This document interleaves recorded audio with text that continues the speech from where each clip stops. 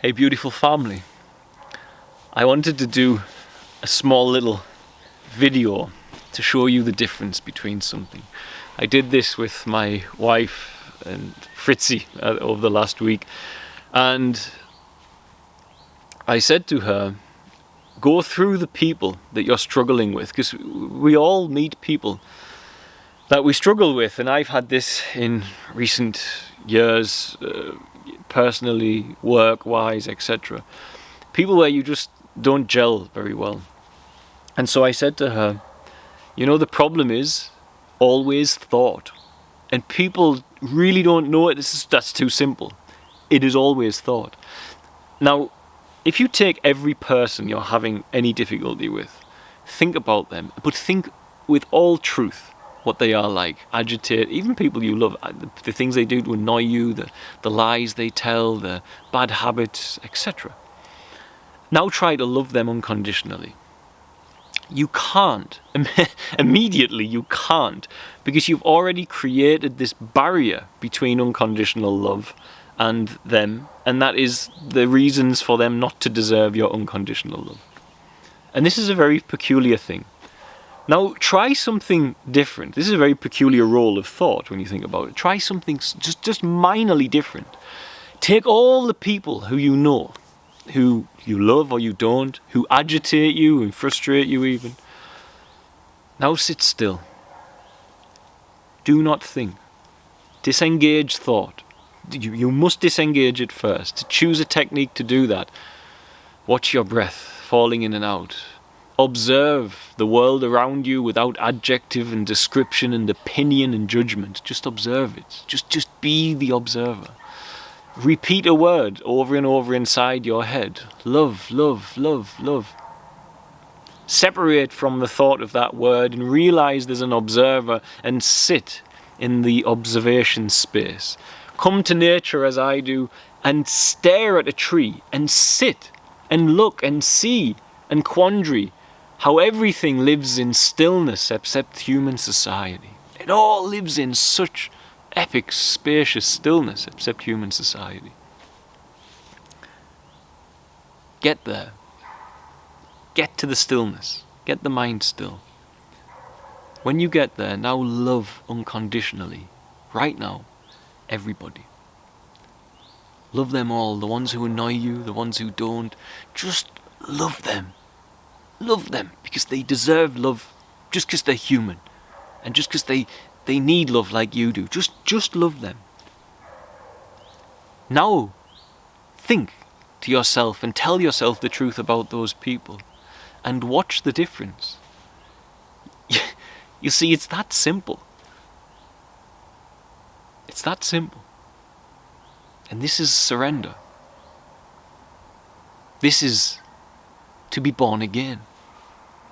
This is ego death.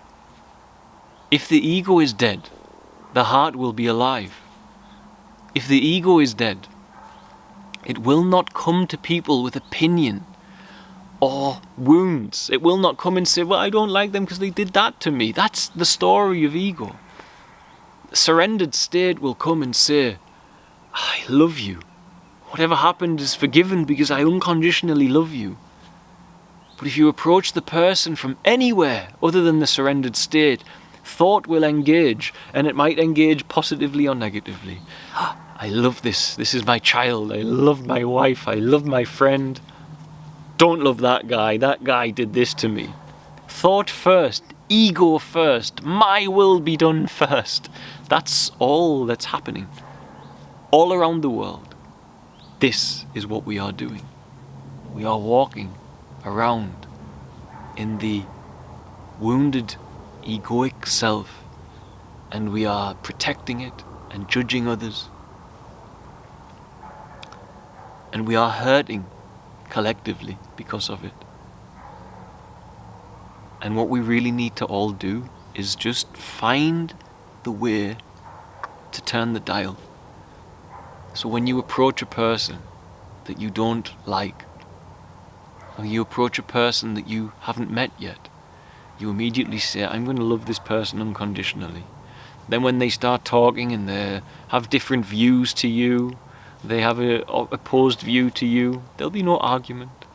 There'll be no need for you to defend, because you're defending what? You're defending your egoic identity. It will just be you and they might be caught up in their ego, but you don't have to go in there with them. There's no corner for you to defend anymore. You've come in unconditionally loving them, and you will come out unconditionally loving them. But only when your thoughts go still and your heart goes loud can that ever manifest, because otherwise you will go in thought first, and when you go in thought first, you will undoubtedly, as you have from being a child, judge, form opinions, etc. This is exactly what Jesus Christ taught you, to enter that state of being. Thou shalt not judge. This is what it was teaching. It's telling you, come in with just unconditional love, but do it first. And when you find your state of being is that, you'll find that you're knocking on the door of enlightenment, I believe. Because when you can move through the world unconditionally loving people that come towards you, you are refusing to engage in anything the ego is going to do. And it's not clear cut. You can find faults with that. You could go into that and say, oh, so you're going to unconditionally love someone who's going to come and attack your children in front of you? Of course not. I'm going to defend. I'm going to fight in the moment. But when it's all over, does it do me any good to be angry at them and to hold on to it? Or does it do me good to love them unconditionally, in the possibility and potentiality that that will help them to heal, to make sure they don't behave like an animal again and hurt somebody else? This is the desired highest state of a man. To come in with his hands behind his back, because he comes in with his heart first and forward. To try and love unconditionally all he meets. And that task is impossible so long as you allow thought to get in there before your love, to give it space to tell you all the reasons that that shouldn't be happening. And so the only way to avoid that is to make mind your servant and not your master, and to walk in this light of silence, in that state of peace. This natural loving state that rises up. No tension. No tension in the face as you're thinking about this and that. Just relaxed, loving, grateful. And that person comes towards you who you don't like. You love them. They're going to say things that might annoy you or frustrate you or that you don't agree with. But you're not going to hate them. Or you're not going to dislike them. And you can do that today. Simple exercise. Imagine the people you don't like and we all have them. Now try to love them unconditionally. It's just not possible. I can't. I'm sorry, God. Now just get still and just love them unconditionally. Love them from the image of them being a baby growing up to where they are now and not looking at the details of what happened. Just love them. Now think what you think about them and see how the filter of putting love first totally alters your inner state and your view of that person and the energy that you send them. This is the healed family of humanity, if we could just walk like that, which is exactly what the body of Christ was supposed to be. But another video will follow about why being born again in Christianity has failed. I might record that now, actually. God bless, guys. I love you all.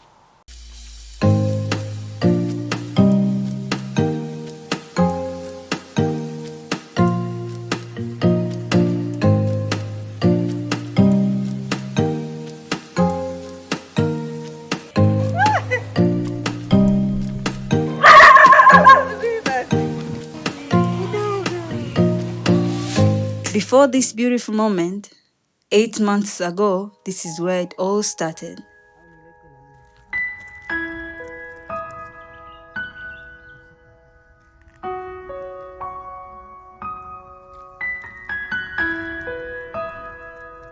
Biscuit was so skinny that you could count his ribs. Even walking was a problem.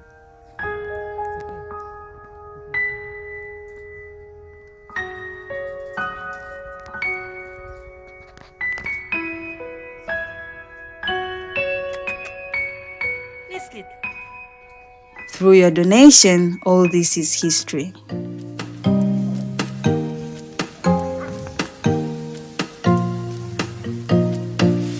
Now Biscuit is with his new friend, Brave, and they're always moving around together.